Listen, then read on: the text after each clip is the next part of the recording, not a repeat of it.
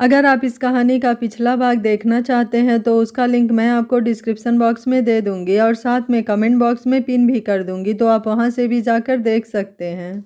सोना आदित्य का ऐसे ही ध्यान रखती है। तबीयत ठीक नहीं होने की वजह से आदित्य भी ऑफिस नहीं जा पाता है और सोना भी कोचिंग नहीं जाती है। आदित्य उसे ज़बरदस्ती कोचिंग भेजता है पर वह जाने से मना कर देती है। आदित्य बोला, मेरी वजह से तुम्हारी पढ़ाई खराब हो रही है। सोना बोली, किसने कहा? मैं घर पर पढ़ाई कर रही हूँ ना, मैंने कोचिंग से नोट्स मंगवा लिए हैं और मैं ऑनलाइन क्लास भी अटेंड कर रही हूँ और जो कुछ भी सर पढ़ाते हैं वह सब ऑनलाइन मिल जाता है। मैंने सर से बात कर ली है। यह वीडियो क्लिप बनाकर मुझे भेज देते हैं और मुझे कुछ डाउट होता है तो मैं उनसे फ़ोन पर क्लियर कर लेती हूँ। आदित्य को बुरा लगता है कि उसकी वजह से सोना की पढ़ाई डिस्टर्ब हो रही है। सोना बोली, आपको उदास होने की ज़रूरत नहीं है, मैं अपनी पढ़ाई अच्छे से कर रही हूँ। आदित्य बोला सोना से, हाँ वरना अगर तुम्हारे पे आदित्य बोला, सोना अगर तुम्हारे पेपर अच्छे नहीं गए तो फिर देखना, मुझसे बुरा कोई नहीं होगा। सोना नकली गुस्सा करते हुए बोली, आपसे तो बुरा कोई नहीं है। आदित्य बोला, तो मैं इतना बुरा हूँ? सोना बोली, हाँ बहुत बुरे हो। आदित्य मुंह फेरते हुए बोला, ठीक है मैं इतना बुरा हूँ ना, अब मैं किसी से भी बात नहीं करूँगा। आदित्य के इस बच्चों जैसी हरकत पर सोना मुस्कुरा देती है। कोई बात नहीं करिए, मैं तो जा रही हूँ, मुझे काम है। सोना वहाँ से चली जाती है। आदित्य को और गुस्सा आता है कि वह गुस्सा है और सोना ने उसे मनाया भी नहीं। सोना थोड़ी देर में अनुराधा जी से मिलकर वापस आती है। आदित्य गुस्से में रहता है। सोना आदित्य से बोलती है, अरे क्या हुआ? आदित्य मुंह फुलाकर कुछ नहीं बोलता है। सोना तो भूल ही चुकी थी कि आदित्य गुस्सा था। सोना को समझ में नहीं आता कि क्या हुआ। सोना आदित्य से बोली, आदित्य जी क्या हुआ, कुछ बात है क्या?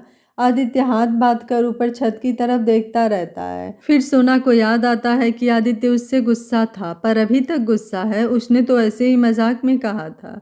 उसे समझ में नहीं आ रहा था कि वह आदित्य को कैसे मनाए। आदित्य बस गुस्से में मुंह छत की तरफ करके देखता रहता है। सोना को कुछ समझ में नहीं आता है। सोना बोली, आदित्य जी, पर आदित्य कोई जवाब नहीं देता है। सोना आदित्य के पास आती है और उसे गुदगुदी करती है। गुदगुदी करने से आदित्य उछल पड़ता है। सोना बोली, नहीं प्लीज़ नहीं, मुझे बहुत गुदगुदी होती है। सोना नहीं मानती है और उसकी और गुदगुदी करने लगती है। आदित्य पूरे रूम में भागता है। सोना उसके पीछे पीछे भागती है। सोना प्लीज़ क्या कर रही हो, मुझे बर्दाश्त नहीं होता है, प्लीज़ प्लीज़। आदित्य दीवार से टकरा जाता है। उसके हाथ में चोट लग जाती है। आदित्य की चीख निकल जाती है। सोना दौड़कर आदित्य के पास आती है। सोना बोली, आदित्य जी। वह आदित्य को बैठाती है। उसकी आंखों में आंसू आ जाते हैं। मुझे माफ़ कर दीजिए आदित्य जी, मेरी वजह से आपको लग गई।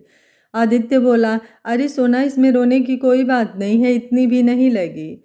सोना बोली, नहीं I am sorry Aditya ji, मेरी गलती है, मुझे ध्यान रखना चाहिए। आप मुझे बार बार बोल रहे थे पर मेरा ही ध्यान नहीं था। आदित्य बोला, अरे कोई बात नहीं, पर सोना के आंसू टप टप गिरने लगते हैं। आदित्य बोला, प्लीज़ सोना मत रो, मुझे इतनी नहीं लगी है, तुम चुप हो जाओ वरना बाढ़ आ जाएगी और मैं बह गया तो मेरी चोट गीली हो जाएगी, तो फिर प्रॉब्लम हो जाएगी, तुम्ही ने कहा था ना। और आदित्य मुस्कुरा देता है। आदित्य की बात सुनकर सोना भी मुस्कुरा देती है। आदित्य बोला, that's like a good girl, ऐसे ही मुस्कुराते रहा करो, मुस्कुराते हुए तुम बहुत अच्छी लगती हो। सोना और आदित्य दोनों एक दूसरे को देखते हैं, एक दूसरे की आंखों में खो जाते हैं। ऐसे ही सोना आदित्य का ध्यान रखती है। आदित्य भी जल्दी ठीक हो रहा होता है पर उसके हाथ के मूवमेंट में अभी भी प्रॉब्लम आती है। इतने दिनों से आदित्य शालिनी से नहीं मिला था पर उसे कोई खास फर्क नहीं पड़ा शालिनी से ना मिलने से। वैसे वो हर दूसरे दिन शालिनी से मिलता था पर अब वो फ़ोन पर बात कर लिया करते थे। शालिनी को भी इससे कुछ खास फर्क नहीं पड़ता था, वह अपनी ज़िंदगी में ही मस्त थी। उसे वैसे भी आदित्य से ज़्यादा उसके पैसों से प्यार था। सोना रूम में आती है, वह परेशान दिखती है। आदित्य बोला, क्या हुआ, तुम परेशान लग रही हो? सोना बोली, हाँ वो मुझे सर ने बताया था कि मेरी एग्ज़ाम है और मैं भूल ही गई। आदित्य बोला, क्या तुम इतनी इनरिस्पॉन्सिबल कैसे हो सकती हो, तुम्हारा एग्ज़ाम है और तुम भूल गई? सोना बोली, हाँ वो मुझे ध्यान ही नहीं रहा। आदित्य बोला, कब है तुम्हारा पेपर? सोना ने कहा, कल है। आदित्य बोला, कल तुम्हारा पेपर है और तुमने इतने दिनों से ढंग से पढ़ाई नहीं करी, तुम्हें बस मेरा ध्यान रखना, माँ का ध्यान रखना, घर में काम करना, बस इसी की समझ है ना। अपनी पढ़ाई की तरफ से तो तुम बिल्कुल भी ध्यान नहीं देती हो, तुम इन सब में यह भूल ही गई कि तुम्हारा एग्ज़ाम है। सोना बोली, I am sorry Aditya ji, पता नहीं कैसे मेरे दिमाग से निकल गया, पर मेरी तैयारी है, मैं अच्छे से एग्ज़ाम दूंगी। आई प्रॉमिस, मैं आपको निराश नहीं करूंगी। आदित्य को बुरा लगता है कि उसने सोना को कितना कुछ बोल दिया, जबकि सोना तो उसी का ही ध्यान रखने में लगी हुई थी। आदित्य बोला, चलो ठीक है, कोई बात नहीं, अब तुम बस पढ़ाई करोगी और कुछ भी काम नहीं करोगी। अब कल तुम्हारा पेपर है, तुम फटाफट सब अच्छे से पढ़ लो और तैयारी करो। सोना बोली, पर मैं माँ को देख कर आ जाऊँ, उन्होंने दवाई ली या नहीं? आदित्य आंखें दिखाते हुए बोला, मैंने कहा ना, आज सिर्फ और सिर्फ पढ़ाई करोगी, मैं माँ को देख लूँगा। सोना बोली, पर आप? आदित्य बोली, मेरे हाथ में चोट है, पैर में नहीं, मैं माँ के पास जाता हूँ, तुम पढ़ाई करो। सोना अपनी पढ़ाई करने लग जाती है। आदित्य अपने माँ के पास जाता है। अनुराधा जी बोली, क्या हुआ बेटा, तुम नीचे आए, तबीयत ठीक नहीं है? आदित्य बोला, मेरी इतनी तबीयत खराब नहीं है कि मैं आपके पास न आ सकूं। अनुराधा जी बोली, सोना कहाँ है? आदित्य बोला, पागल लड़की है, वो आपको पता है, कल उसका पेपर है और वह घर के कामों में और मेरा ध्यान रखने में ही भूल गई। ध्यान ही नहीं रहा उसे कि कल उसका पेपर भी है। अनुराधा जी बोली, यह लड़की भी ना, सब कुछ याद रहता है, बस अपना ही काम याद नहीं रहता है इसको। आदित्य बोला, हाँ माँ, देखो ना कितना ज़रूरी होता है एग्ज़ाम, और यह लड़की वही भूल गई। अनुराधा जी हंसते हुए बोली, वह ऐसे ही है बेटा, वह सब कुछ बस अपनों के लिए ही करना जानती है, खुद के लिए तो उसे कुछ याद ही नहीं रहता। अच्छा हुआ कि कम से कम तूने उसके डॉक्टर बनने के सपने के लिए सपोर्ट कर रहा है, वरना वह तो कभी खुद से कहती ही नहीं। आदित्य बोला, हाँ माँ, उसका सपना पूरा करने में, उसकी मदद करने में मुझे खुद को भी बहुत अच्छा लग रहा है, मैं उसके लिए कुछ तो कर पाया। अनुराधा जी बोली, मतलब? आदित्य, कुछ नहीं माँ, ऐसे ही।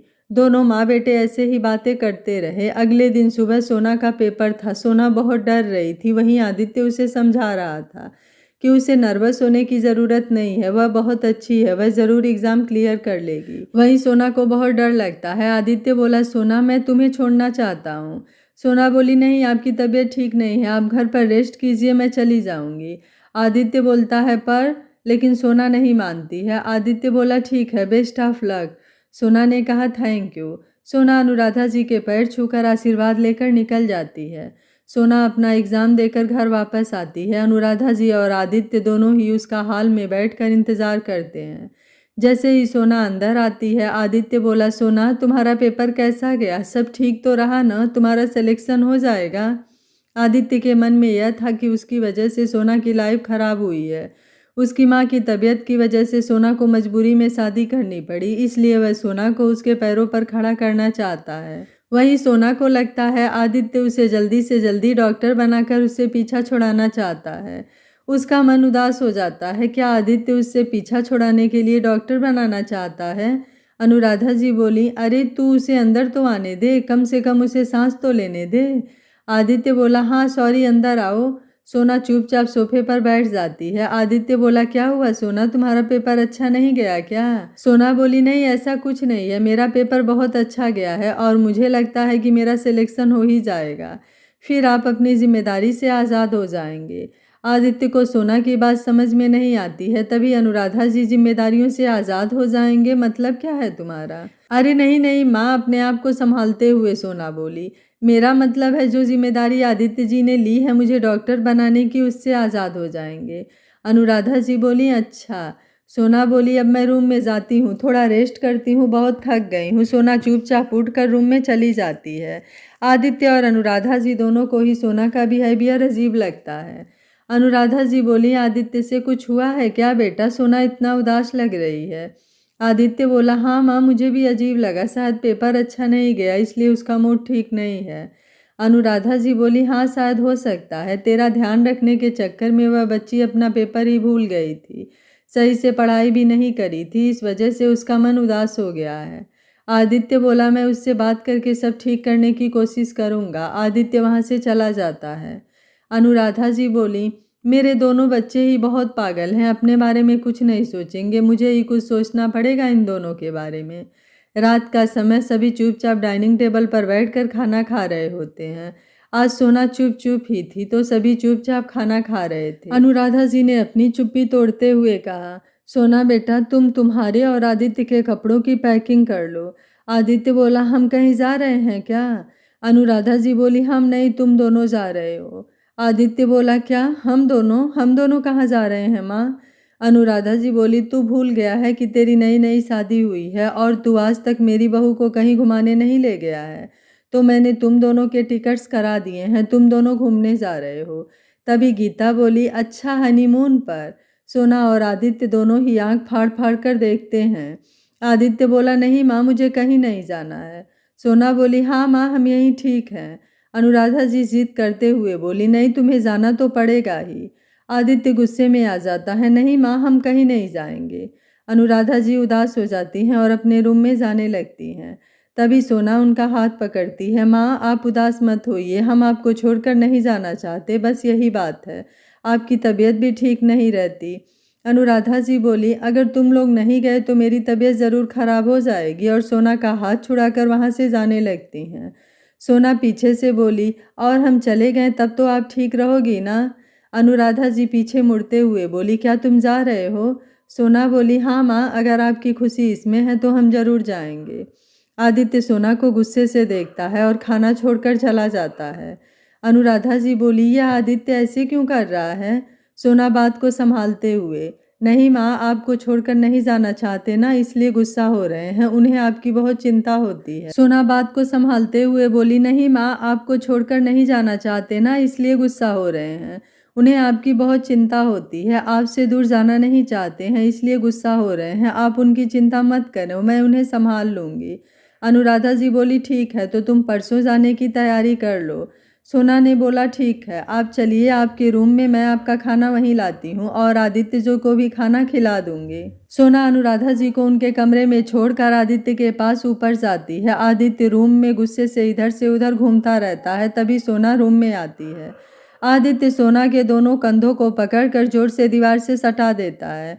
तुम समझती क्या हो अपने आप को? तुमसे थोड़ी सी अच्छे से बात कर ली, इसका क्या मतलब है कि मैं शालिनी को भूल गया हूँ?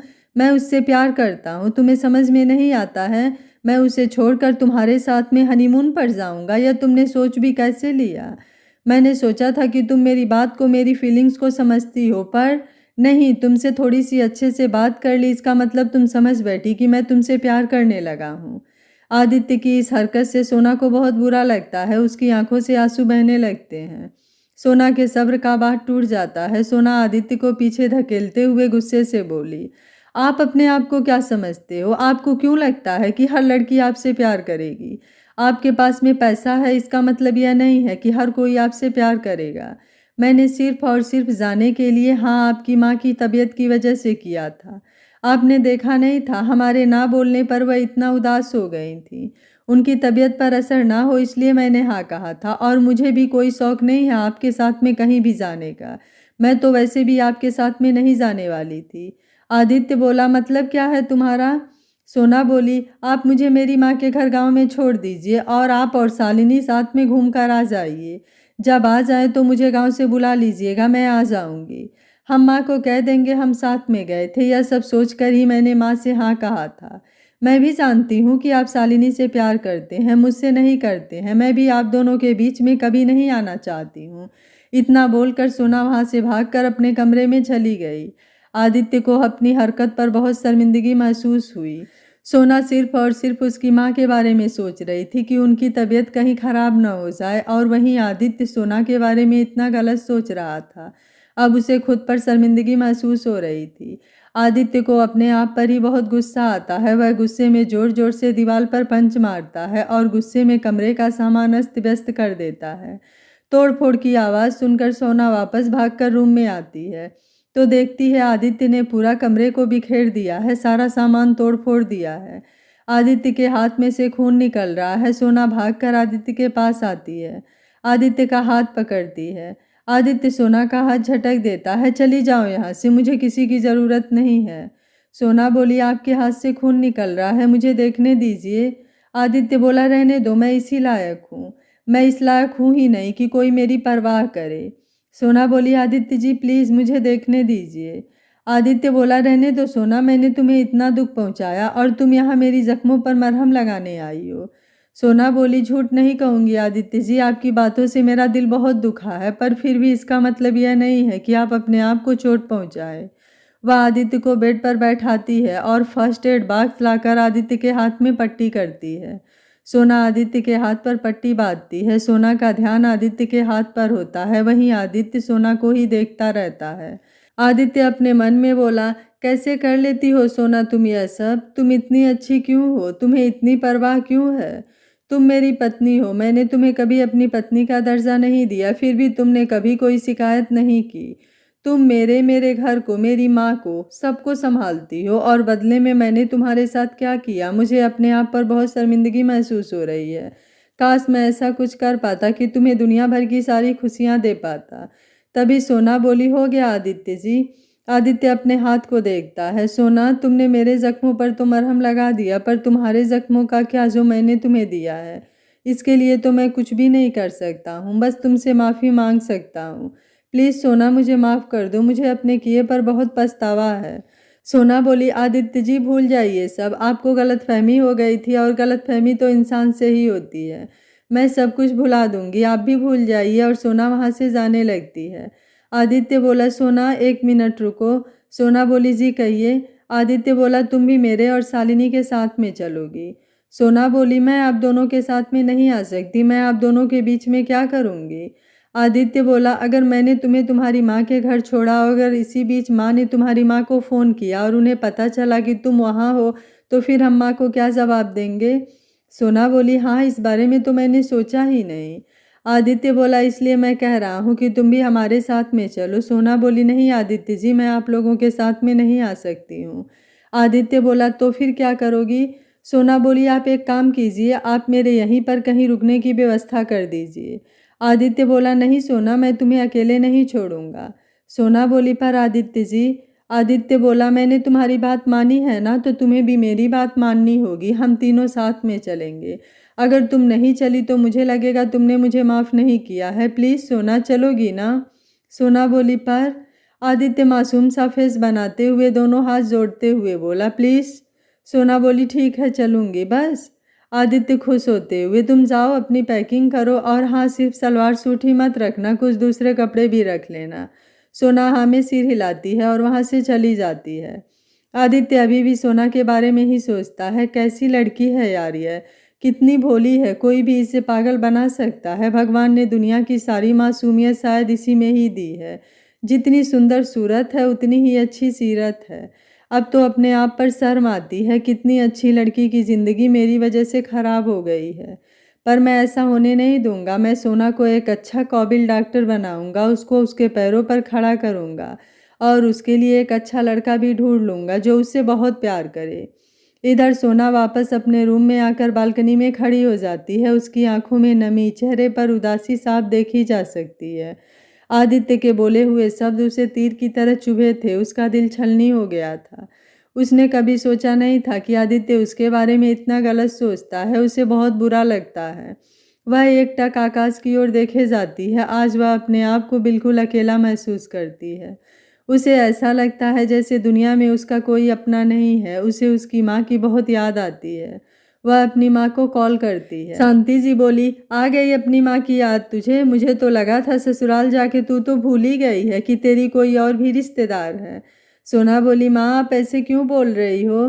शांति जी बोली, और नहीं तो क्या, इतने दिन हो गए हैं तुझसे बात ही नहीं हुई, तुझे हमारी याद कहाँ आती है? सोना बोली, नहीं माँ, ऐसा नहीं है, मैं रोज़ आपको याद करती हूँ, भाभी को याद करती हूँ। शांति जी बोली, नंदिनी भी तुझे बहुत याद करती है, ले बात कर ले। सोना बोली, हेलो भाभी, आप कैसे हो? नंदिनी, मैं ठीक हूँ, आप कैसे हो? सोना बोली, मैं भी ठीक हूँ। नंदिनी बोली, आप घर कब आओगी? सोना बोली, बहुत जल्दी आऊँगी भाभी। तभी शांति जी बोली, अभी कहाँ घर आने की फुर्सत है, अभी तो यह आदित्य जी के साथ घूमने जा रही है। सोना चौंक जाती है, आपको कैसे पता चला? शांति जी बोली, जब बेटी अपने ससुराल के बारे में बात नहीं बताती है तो सहेली से ही पता करना पड़ता है। सोना बोली, अच्छा, तो आपको माँ ने बताया है? शांति जी बोली, हाँ बेटा, मैं बहुत खुश हूँ, तू अपने ससुराल में अच्छे तरीके से घुल मिल गई है। आदित्य जी और तुझे साथ में देखकर बहुत खुशी होती है। मुझे बहुत डर था कि अचानक हुई शादी तुम निभा पाओगे या नहीं, पर तुम दोनों को साथ में देखकर बहुत खुशी होती है। शांति जी की आंखें भर आती है। सोना की आंखों से भी आंसू छलक आते हैं।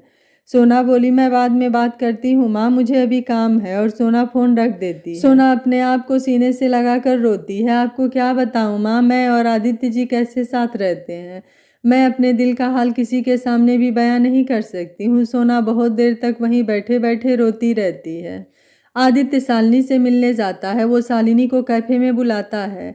आदित्य कैफ़े में साइड वाले टेबल पर बैठा रहता है। 15 मिनट बाद शालिनी आती है। शालिनी ने वाइट कलर का 1 पीस ड्रेस पहना होता है। उसके बाल शोल्डर से थोड़े से नीचे आते हैं, जिन्हें उसने खुला छोड़ रखा था। चेहरे पर अच्छा खासा मेकअप था। कहा जाए तो शालिनी बहुत बन ठन कर आई थी, क्योंकि बहुत दिन के बाद वो आदित्य मिल रहे थे। इतने दिनों से आदित्य सोना के साथ था। वैसे वो रोज़ शालिनी से फ़ोन पर बात करता था, पर उसमें भी वो सोना की बात किए बगैर नहीं रह पाता था। शालिनी को सोना से जलन तो होती थी, पर वो अच्छा बनने के चक्कर में कुछ नहीं बोलती थी। आज बहुत दिनों बाद वो और आदित्य आमने सामने थे, तो वो आदित्य पर अपना जादू कम नहीं होने देना चाहती थी। शालिनी को आता देख आदित्य खड़ा हो जाता है। शालिनी आदित्य के गले लगते हुए, ओ माय बेबी, कैसे हो? पता है मैंने तुम्हें कितना मिस किया। मेरा एक एक दिन कैसे कटा है मैं ही जानती हूँ। आदित्य बोला, मैंने भी तुम्हें बहुत मिस किया। शालिनी अपनी चेयर पर बैठते हुए बोली, कुछ मंगवाया नहीं तुमने? मुझे भूख लगी है, कुछ स्नैक्स ऑर्डर करें? आदित्य बोला, हाँ मैं तुम्हारा ही वेट कर रहा था, अभी करता हूँ। तभी वेटर को इशारा करता है और 2 सैंडविच और 2 कॉफ़ी का ऑर्डर देता है। शालिनी बोली, क्या हुआ? तुमने कहा था कुछ ज़रूरी बात करनी है। वैसे तुमने मेरी तारीफ भी नहीं करी कि मैं कैसी लग रही हूँ। आदित्य मन में बोला, शालिनी ने एक बार भी मेरी तबीयत का नहीं पूछा कि मैं कैसा हूँ। उसे नहीं जानना कि अब मैं कैसा फील कर रहा हूँ। शालिनी बोली, आदि बेबी, बेबी कहाँ खो गए थे? आदित्य हड़बड़ाते हुए बोला, कुकु कुछ नहीं, बस यूं ही। शालिनी बोली, तुमने अब भी नहीं बताया कि मैं कैसी लग रही हूँ। आदित्य बोला, बहुत अच्छी लग रही हो। शालिनी बोली, बस अच्छी और कुछ नहीं? आदित्य बोला, अरे नहीं। तभी वेटर आ जाता है। सर आपका ऑर्डर, और नाश्ता और कॉफ़ी रखकर चला जाता है। शालिनी अपना सैंडविच खाने लगती है। तभी आदित्य बोला, मुझे तुम्हें कुछ बताना है। शालिनी बोली, हाँ बोलो ना। आदित्य बोला, माँ चाहती है मैं और सोना दोनों हनीमून पर जाएं। शालिनी गुस्से से अपनी आंखें बड़ी बड़ी करते हुए बोली, क्या?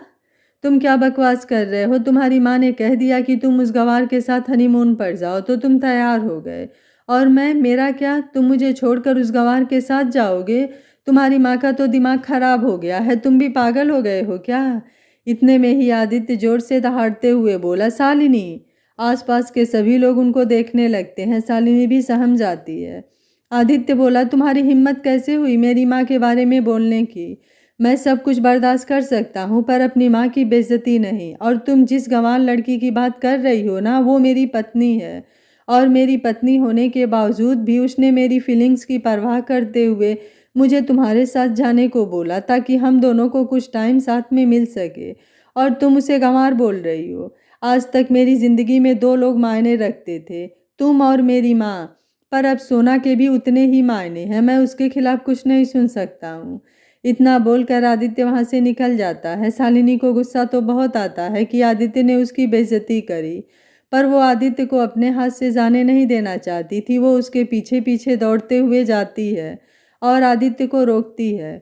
आदित्य बहुत गुस्से में रहता है। शालिनी आदित्य को पीछे से आवाज़ लगाती है, पर वो उसकी एक नहीं सुनता है। शालिनी बोली, प्लीज़ आदित्य रुक जाओ, मेरी बात सुनो, मुझसे गलती हो गई, मुझे यह सब नहीं कहना चाहिए था। पर आदित्य कार में बैठकर वहाँ से निकलने लगता है, और अचानक कार के सामने शालिनी आ जाती है और शालिनी की कार से टक्कर हो जाती है। शालिनी गिर जाती है। आदित्य जल्दी से कार से उतरकर शालिनी के पास आता है। आदित्य शालिनी का सिर गोद में लेते हुए, शालिनी, शालिनी तुम्हें लगी तो नहीं ना? तुम ऐसे कार के सामने क्यों आ गई? शालिनी को कोई ज़्यादा चोट नहीं आती है। आदित्य टाइम से ही ब्रेक मार देता है। शालिनी बोली, मैं क्या करती? तुम मुझे ऐसे छोड़कर जा रहे थे। अगर तुम मुझे छोड़ दोगे तो मेरे जीने का क्या मतलब है? मैं तो तुम्हारे बिना जी ही नहीं पाऊंगी। आदित्य शालिनी को गले लगाते हुए बोला, पागल लड़की, तुम्हें छोड़कर नहीं जा रहा था, बस तुमने जो भी कहा उससे गुस्सा आ गया था तो जा रहा था। शालिनी बोली, पर मुझे तो लगा कि तुम मुझे छोड़कर जा रहे हो, मैं बहुत डर गई थी। आदित्य बोला, डरा तो तुमने मुझे दिया था ऐसे सामने आकर, ऐसे भी कोई करता है क्या? शालिनी बोली, प्लीज़ आदित्य मुझे माफ़ कर दो, मैं तुम्हारी मॉम के लिए ऐसा नहीं बोलना चाहती थी, पर तुम्हारे और उस लड़की के हनीमून की बात सुनकर मेरे दिमाग ने काम करना बंद कर दिया, मुझसे बर्दाश्त नहीं हुआ, प्लीज़ मुझे माफ़ कर दो। आदित्य बोला, इट्स ओके, पर आगे से ध्यान रखना, माँ और सोना के बारे में कुछ भी गलत मत बोलना, मुझसे बर्दाश्त नहीं होगा। शालिनी बोली, हाँ ध्यान रखूंगी। आदित्य शालिनी को गले से लगा लेता है और आई लव यू बोलता है। शालिनी मन में बोली, अच्छा हुआ यह मान गया, वरना मुझे तो लगा था आज ये मेरे हाथ से निकल ही गया, पर इसने मेरी बेइज्जती करी है, उसका बदला तो मैं लूँगी इससे। नहीं, इसकी सोना से बहुत सोना सोना करता है ना, इसकी कीमत अब उसे चुकानी होगी। और शालिनी के फेस पर एक डेविल स्माइल आ जाती है। आदित्य वापस अपने घर आ जाता है, पर उसके चेहरे से परेशानी साफ झलक रही होती है। उसके दिल दिमाग में अलग ही जंग छिड़ी हुई थी। उसका दिमाग कहता है कि वह शालिनी से प्यार करता है और शालिनी उससे प्यार करती है, पर दिल बार बार सोना की तरफ झुक रहा होता है। वह समझ नहीं पाता है उसे क्या करना चाहिए। सोना बोली, आदित्य जी क्या हुआ, आप कुछ परेशान लग रहे हैं। आदित्य बोला, नहीं कुछ नहीं हुआ। सोना बोली, नहीं कुछ तो हुआ है, क्या हुआ है। आप शालिनी जी से मिलने गए थे, कुछ हुआ क्या आप दोनों के बीच में, आपकी लड़ाई हुई। आदित्य बोला, नहीं कुछ नहीं हुआ, मैंने सब समझा दिया है, वह तैयार है, तुम भी बस चलने की तैयारी करो। आदित्य वहाँ से चला जाता है। सोना को अजीब लगता है, अजीब तो आदित्य को भी लगता है।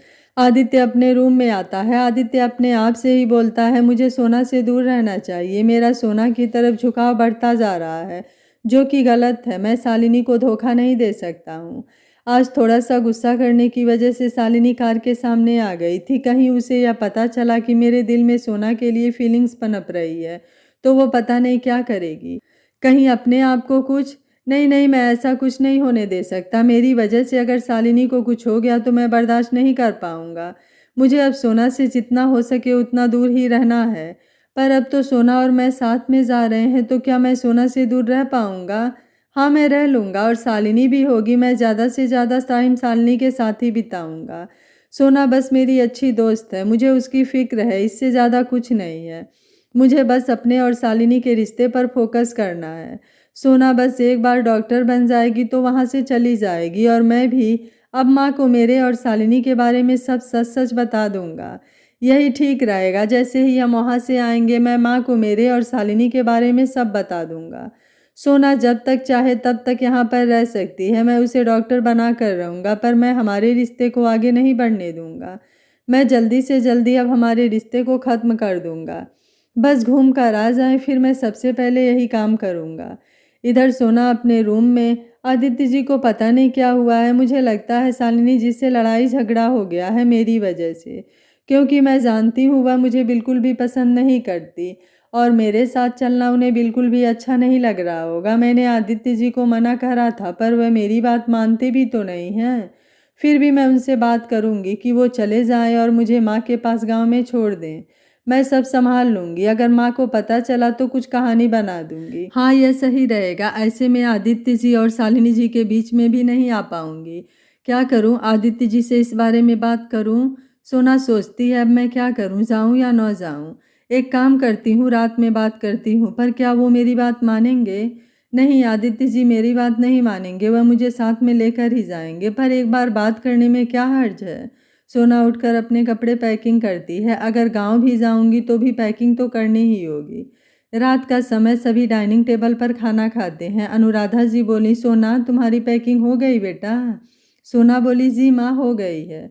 अनुराधा जी बोली, बहुत अच्छी बात है, कल तुम्हारी माँ को बुला लिया है। सोना बोली, क्या माँ को। हाँ, मैंने ही शांति को फ़ोन करके बुलाया है, वह तुमसे भी मिल लेगी और 2-3 दिन मेरे पास भी रुक जाएगी। अकेले मुझे भी अच्छा नहीं लगेगा, तो मेरा भी साथ हो जाएगा। आदित्य बोली, ये तो बहुत अच्छी बात है माँ, आपने बहुत अच्छा काम करा, मुझे भी आपकी चिंता कम रहेगी। जब तक हम नहीं आते तब तक आप आंटी जी को रोक लीजिएगा। अनुराधा जी बोली, आंटी नहीं, वह भी अब तेरी माँ है। जैसे मैं सोना की माँ हूँ, वैसे ही अब सोना की माँ भी तेरी माँ है। आदित्य बोला, हाँ माँ सॉरी। सोना अपने मन में, अरे यार, मैंने सोचा था कि आदित्य जी को कैसे भी मना करके माँ के पास चली जाऊंगी, पर अब तो माँ खुद ही यहाँ आ रही हैं। अब तो मैं जा भी नहीं सकूंगी। अब तो मुझे आदित्य जी के साथ ही जाना पड़ेगा। सोना अपने ख्यालों में खोई हुई थी। आदित्य बोला, क्या हुआ सोना, कोई परेशानी है क्या। सोना बोली, नहीं नहीं, कोई परेशानी नहीं है, मैं तो बस सोच रही थी कितने दिनों बाद माँ से मिलूंगी। माँ यहाँ रहेंगी और हम जा रहे हैं। आदित्य बोला, कोई बात नहीं, हम जब वापस आ जाएंगे तब माँ को और थोड़े दिन अपने पास में रोक लेंगे। सोना अनमने ढंग से बोली, हाँ यह भी ठीक है। अनुराधा जी बोली, चलो जल्दी से खाना खा लो, फिर सुबह जल्दी निकलना भी है। तीनों खाना खाकर अपने रूम में चले जाते हैं। सोना आदित्य के पास आती है, आदित्य जी आपने सारी पैकिंग कर ली है? आदित्य बोला, नहीं मुझे टाइम नहीं मिला, अभी कर लूँगा। सोना बोली, क्या मैं आपकी मदद करूँ? आदित्य बोला, नहीं तुम रहने दो, मैं कर लूँगा, तुम जाओ सो जाओ। आदित्य चाहता तो था कि सोना उसकी मदद करे, पर वो जितना हो सके उतना सोना से दूर रहना चाहता था। सोना को बुरा लगता है आदित्य उससे बेरुखी से पेश आता है। सोना चुपचाप वहाँ से जाने लगती है। सोना वापस मुड़कर आदित्य जी को बोली, अगर आपको या शालिनी जी को मेरे आने से कोई परेशानी है तो मैं यहीं रुक जाऊंगी। मैंने खुद दिन में सोचा था आपसे इस बारे में बात करने का कि मैं अपनी माँ के घर चली जाऊंगी, पर मुझे नहीं पता था कि माँ ने उन्हें यहाँ बुलाया होगा। आदित्य बोला, नहीं सोना, मैं तुम्हारी वजह से कोई परेशानी नहीं है, मैं अपने काम को लेकर परेशान था। इतने दिनों से ऑफिस नहीं गया था ना, अब और छुट्टी हो जाएगी तो बहुत सारा काम पेंडिंग है, बस उसी का टेंशन है। सोना बोली, अगर इतना ही काम का टेंशन है तो आप माँ से मना कर देते, हम बाद में चले जाएंगे। आदित्य बोला, नहीं नहीं, माँ उदास हो जाएंगी, मैं उनको उदास नहीं देख सकता हूँ, वापस आकर अपना काम निपटा दूंगा। वैसे भी मैंने अपने मैनेजर को सब समझा दिया है, वह सब देख लेगा।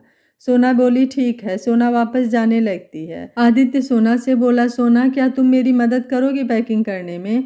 सोना बोली, क्यों नहीं। सोना आदित्य की मदद करती है, दोनों फटाफट सारी पैकिंग कर लेते हैं। सोना को आदित्य का बिहेवियर थोड़ा अजीब लगता है, फिर सोचती है शायद काम का लोड है, इस वजह से वह इग्नोर कर देती है।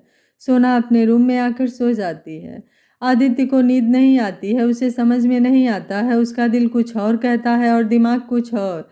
आदित्य अपना सर पकड़कर बैठ जाता है, सोच सोच कर उसके सिर में दर्द होने लगता है। आदित्य की सारी रात ऐसे ही कट जाती है। अगले दिन दोनों निकलने की तैयारी करते हैं। अनुराधा जी आदित्य से बोली, मेरी बहू का अच्छे से ध्यान रखना, उसे अच्छे से घुमाना।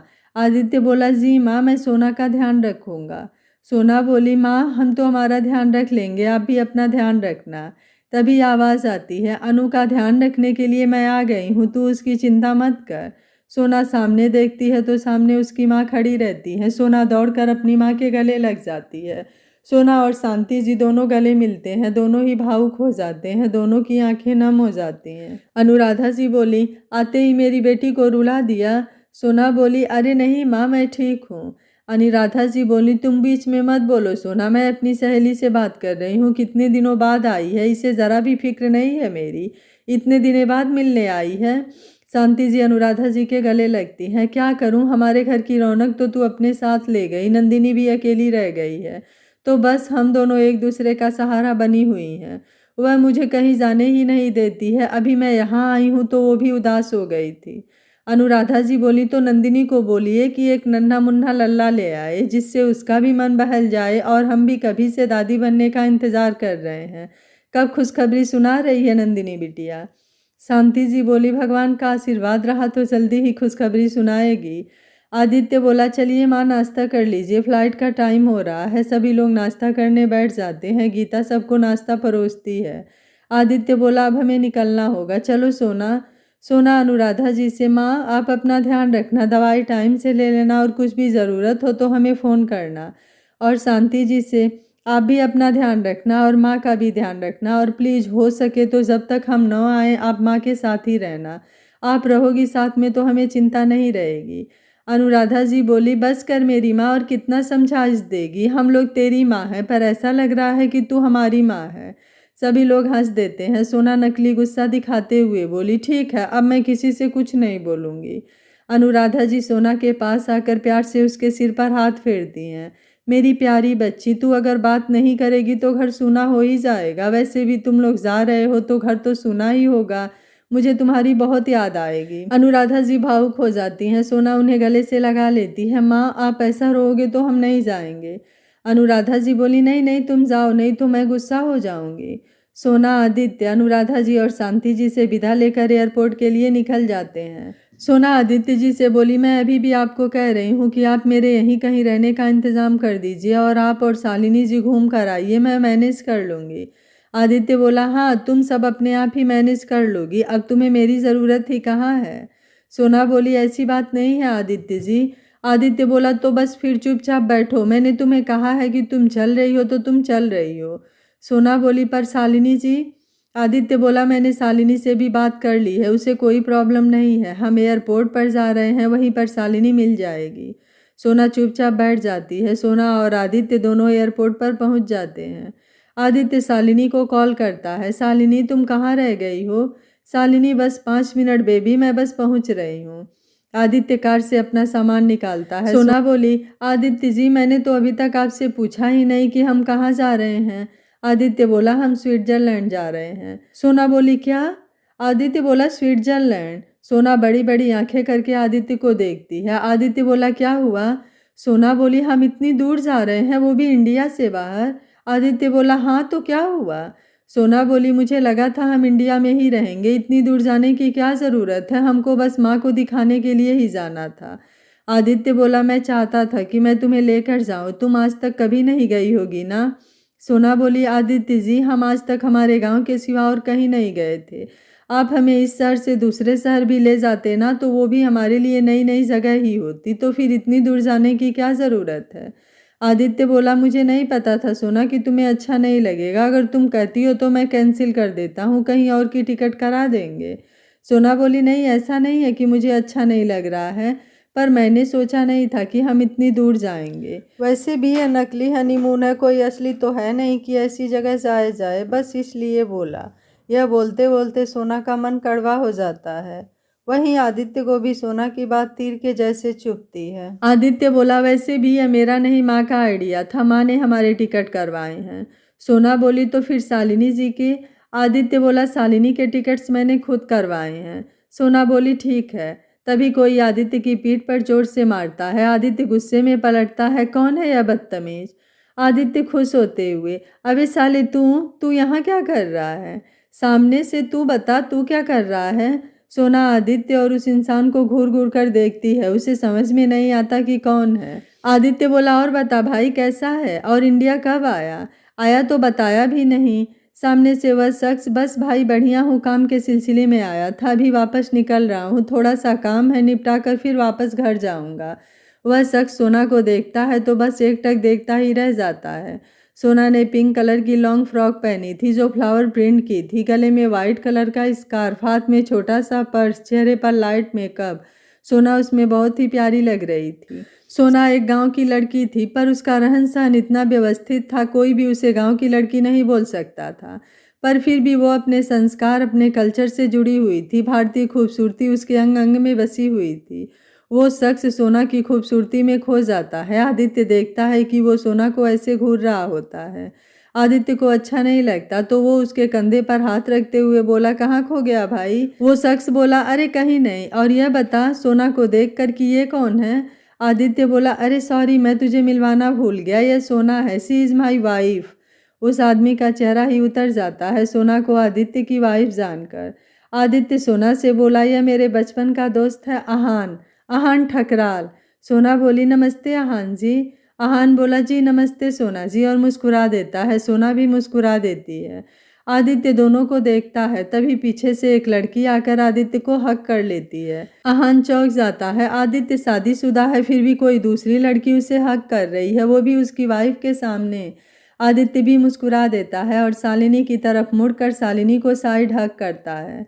आहान एक बार और चौंक जाता है। पहले तो उसे लगा था शायद लड़की पीछे पड़ी होगी या गलती से गले लग गई होगी, पर जब आदित्य खुद उसके गले लगाता है तो उसे समझ नहीं आता क्या हो रहा है। वो सोना को देखता है। सोना आदित्य और शालिनी को ऐसे साथ देखकर दूसरी तरफ मुंह फेर लेती है। आहान तो बस आंखें फाड़े देखता ही रह जाता है कि यहाँ हो क्या रहा है। आदित्य आहान से शालिनी को मिलवाता है। शालिनी, यह आहान है, मेरे बचपन का दोस्त, और आहान यह शालिनी है, मेरा प्यार, मेरी लाइफ, मेरा सब कुछ। यह सुनकर सोना का दिल कांच के हजारों टुकड़ों की तरह टूट जाता है, जिसकी किसी को आवाज़ तक नहीं आती है, किसी को एहसास तक नहीं होता है कि आदित्य और शालिनी को साथ में देखकर उस पर क्या बीत रही है। आहान तो एकदम सुन्न हो जाता है, उसे समझ नहीं आता कि क्या चल रहा है। एक तरफ सोना जो आदित्य की वाइफ है और एक तरफ शालिनी आदित्य का प्यार, और दोनों को यह बात पता भी है और किसी को कोई प्रॉब्लम भी नहीं है। गजब है। आदित्य चलें, फ्लाइट का टाइम हो रहा है। शालिनी बोली हाँ बेबी चलो ना। आहान बोला मेरे भी फ्लाइट का टाइम हो रहा है, मैं भी निकलता हूँ। आदित्य बोला ठीक है, अभी तो जाने दे रहा हूँ, पर नेक्स्ट टाइम आएगा तो मुझसे ज़रूर मिलना। आहान बोला ओके बाय। आदित्य बोला बाय। आहान सोना से बोला सोना जी बाय बाय, फिर ज़रूर मिलेंगे। सोना बोली जी ज़रूर, किस्मत में लिखा होगा तो। आहान अपने मन में बोला अपनी किस्मत मैं खुद लिखता हूँ, और मुस्कुराते हुए निकल जाता है। आदित्य को अच्छा नहीं लगता है आहान का यूं सोना से बात करना, सोना को ऐसे देखना। आदित्य बोला चलो सोना, टाइम हो रहा है। शालिनी बोली तुम चलो ना बेबी, वो आ जाएगी, छोटी बच्ची थोड़ी ना है। शालिनी आदित्य का हाथ पकड़कर उसे खींचते हुए ले जाती है। सोना चुपचाप उन दोनों के पीछे पीछे चलती है। फ्लाइट में तीनों की सीट पास में ही होती है। सोना पहली बार फ्लाइट में जा रही थी, उसे विंडो सीट पर बैठना था, पर जैसे ही वो जाने लगती है शालिनी उसे धक्का देते हुए खुद आगे निकल जाती है और विंडो सीट पर बैठ जाती है। शालिनी के धक्का देने की वजह से सोना जैसे ही गिरने लगती है, कोई दो मजबूत हाथ उसे पकड़ लेते हैं। सोना सामने देखती है तो उसकी आंखें बड़ी हो जाती है। सोना बोली जी आप? आहान जी? आहान बोला जी मिस ब्यूटीफुल। आदित्य पीछे से अपने दोनों हाथ बांधे हुए दोनों को देखता है, उसकी आंखों में गुस्सा साफ झलकता है। आदित्य बोला मिस नहीं मिसेज। आहान बोला yes sorry sorry Mrs. Aditya बोला तुम यहाँ क्या कर रहे हो? आहान बोला शादी में आया हुआ हूँ, बस अभी गिफ्ट देकर निकल जाऊंगा। आहान एक मजाकिया इंसान है, खुश रहना और दूसरों को खुश रखना उसकी खूबी है, उसके रहते कोई भी दुखी नहीं हो सकता है। आदित्य बोला क्या? आहान मुस्कुराते हुए बोला अरे यार मजाक कर रहा हूँ, फ्लाइट में हूँ तो अब यार स्विट्जरलैंड ही जा रहा हूँ। आदित्य बोला लेकिन तुम तो यूएसए में रहते हो ना। आहान रहता तो वहीं पर हूँ, पर कहा था ना थोड़ा काम है, वो करके ही घर जाऊँगा, तो बस काम के सिलसिले में जा रहा हूँ। आदित्य को पसंद तो नहीं आता है, फिर भी वो मुस्कुरा देता है। सब अपनी अपनी सीट पर बैठ जाते हैं। विंडो पर शालिनी, उसके पास आदित्य और आदित्य के पास सोना, और सामने वाली 3 सीट्स पर केवल आहान ही होता है, बाकी 2 सीट खाली ही होती हैं। आहान उसकी साइड वाली विंडो सीट पर बैठा होता है। फ्लाइट टेक ऑफ हो जाती है। शालिनी आदित्य का हाथ पकड़कर उसके कंधे पर सिर टिकाकर बैठी हुई होती है। वो आदित्य को सोना से बात करना तो दूर, उसकी तरफ देखने भी नहीं देती है। सोना इस तरह से अकेले बैठे बैठे बोर होती है। उसका बहुत मन करता है कि वो विंडी सीट पर बैठे, पर शालिनी ने उसे बैठने नहीं दिया। सोना इधर उधर देखती है। तभी आहान बोला सोना जी आप विंडो सीट पर आना चाहेंगी? सोना बोली जी नहीं, आप बैठिए। आहान बोला प्लीज़ आ जाइए, आपको अच्छा लगेगा, आप बोर भी नहीं होंगी। सोना फिर मना कर देती है। आदित्य मन में खुश होता है कि आहान कितना ही बोल ले, सोना उसे छोड़कर नहीं जाएगी। आहान बोला ठीक है आपकी मर्जी, पर यहाँ से बहुत अच्छा व्यू दिख रहा था, पर आपकी मर्जी, आप नहीं देखना चाहती तो? सोना सोचते हुए बोली नहीं मुझे देखना है।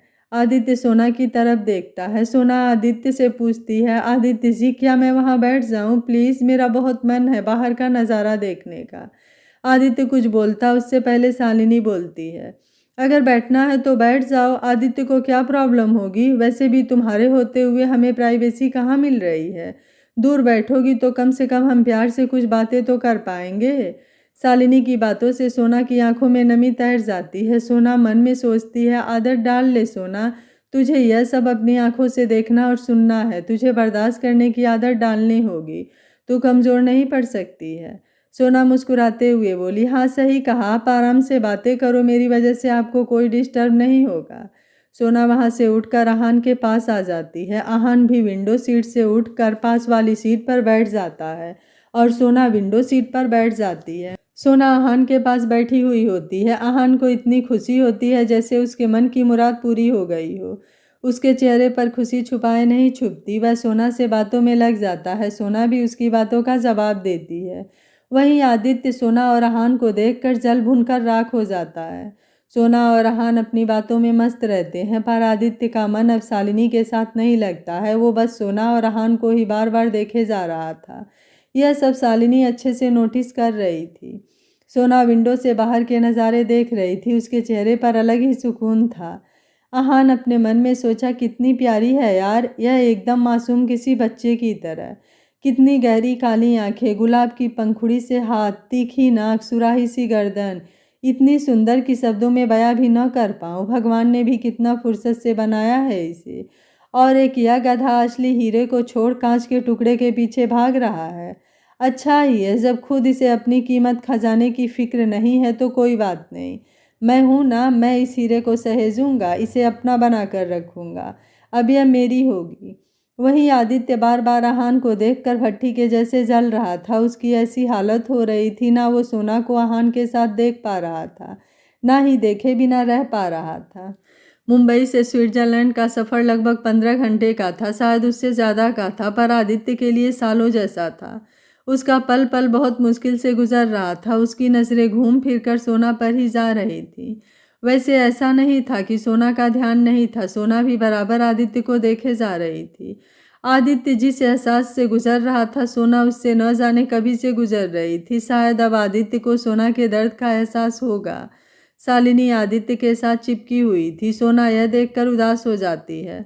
आहान भी नोटिस करता है कि सोना को आदित्य और शालिनी का साथ होना खल रहा है। वो सोना का ध्यान भटकाता है, उसे अपनी बातों में लगाता है।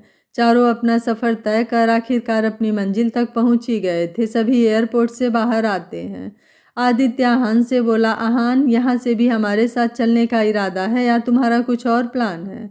आहान आदित्य की बात करने की टोन समझ जाता है कि आदित्य को उसका साथ रहना अच्छा नहीं लग रहा है। आहान बोला, नहीं नहीं, मेरी कंपनी की गाड़ी आ रही है मुझे लेने, उन्होंने मेरे रहने का इंतज़ाम भी कर रखा है। आदित्य बोला, ओके, फिर हम निकलते हैं। आदित्य, शालिनी और सोना तीनों साथ निकलते हैं। आहान सोना को बाय का इशारा करता है। आहान मन में बोलता है, जाओ, जितना दूर जाना है, मैं भी तुम्हारे पीछे आ रहा हूँ, और मुस्कुरा देता है। गाड़ी एक 5 स्टार होटल के आगे रुकती है। होटल बेहद ही आलीशान था। रात में बाहर से होटल की लाइटिंग होटल में अलग ही चार चांद लगा रही थी। शालिनी बोली, वाह बेबी, नाइस चॉइस, होटल बाहर से ही इतना अच्छा दिख रहा है, अंदर तो और भी अच्छा होगा। आदित्य बोला, यस मैम, चलकर खुद देख लीजिएगा। आदित्य जानबूझकर सोना को देखकर बोल रहा था। सोना का आहान से बात करना आदित्य को चुभ रहा था। सोना भी उससे बात कर रही थी, जिससे आदित्य सोना से भी नाराज था, इसलिए वो शालिनी के साथ ओवर स्वीट हो रहा था। शालिनी, सोना और आदित्य तीनों मेन गेट पर आते हैं, जहां पर मेन गेट पर 2 लड़कियां उनका फूलों से स्वागत करती हैं। वेलकम सर, वेलकम, मैम उन्हें ग्रीट करती हैं। आदित्य रिसेप्शनिस्ट के पास में आता है। उसने पहले से ही 3 रूम बुक करे हुए थे, जिनकी चाबी ले लेता है। शालिनी, 3 रूम की क्या ज़रूरत है बेबी, हम दोनों तो एक ही रूम में रह सकते हैं ना। यह सुनकर सोना बड़ी बड़ी आंखें करके शालिनी और आदित्य को देखती है। आदित्य थोड़ा हिचकिचाते हुए बोलता है, रह तो सकते हैं बेबी, पर शादी से पहले इस तरीके से साथ में एक ही रूम में रहना अच्छा नहीं लगता है ना। शालिनी बोली, किसे अच्छा नहीं लगता है, मुझे तो कोई प्रॉब्लम नहीं है, और जब मुझे प्रॉब्लम नहीं है तो तुम्हें भी नहीं होनी चाहिए। फिर सोना को देखते हुए, और मुझे लगता है शायद इसे भी कोई प्रॉब्लम नहीं होगी। सोना बोली, जी मुझे कोई प्रॉब्लम नहीं है, आप लोग साथ में रहें या अलग रहें। शालिनी कुछ कहने जाती है, तभी आदित्य बोला, मैंने 3 रूम पहले से ही बुक किए हुए हैं, और किसी को अच्छा लगे या ना लगे, चाहे किसी को प्रॉब्लम हो या ना हो, मुझे यह पसंद नहीं है। शादी के पहले एक ही रूम में रहना, तो प्लीज़ अपने अपने रूम में चलें। आदित्य को गुस्सा आ रहा था। सोना को उसके और शालिनी के साथ में रहने से कोई प्रॉब्लम नहीं हो रही थी, पर यह तो सोना ही जानती थी कि सोना को कितनी तकलीफ हो रही थी, पर वो सब कुछ चुपचाप बर्दाश्त कर रही थी। तीनों अपने रूम में चले जाते हैं। आदित्य के रूम के पास शालिनी का रूम और उसके पास सोना का रूम। शालिनी जानबूझ करके बीच का रूम ही लेती है। इधर आहान किसी से फ़ोन पर बात करता है। हेलो, पता लगाया कौन से होटल के कौन से रूम में हैं? उधर से, यस बॉस, मैंने आपको होटल का नाम, लोकेशन और रूम नंबर मैसेज कर दिए हैं। आहान बोला, ओके। आहान के फेस पर मुस्कान आ जाती है। सोना, मेरा इंतजार करना, मैं आ रहा हूँ, और मुस्कुराते हुए कार में बैठ जाता है। सोना और आदित्य की जिंदगी में आहान के आने से उनकी जिंदगी क्या मोड़ लेगी? क्या आदित्य को सोना के साथ अपने प्यार का एहसास होगा, या सोना और भी उससे दूर हो जाएगी? क्या आदित्य का साथ सोना के साथ इतना ही था, और भी बहुत सारे राज खुलने बाकी है? इसके लिए देखते रहिए कहानी का अगला भाग। अगर आपको कहानी अच्छी लग रही है तो वीडियो को लाइक, शेयर एंड चैनल को सब्सक्राइब कर लीजिएगा। Thank you for watching. मिलते हैं कहानी के अगले भाग में।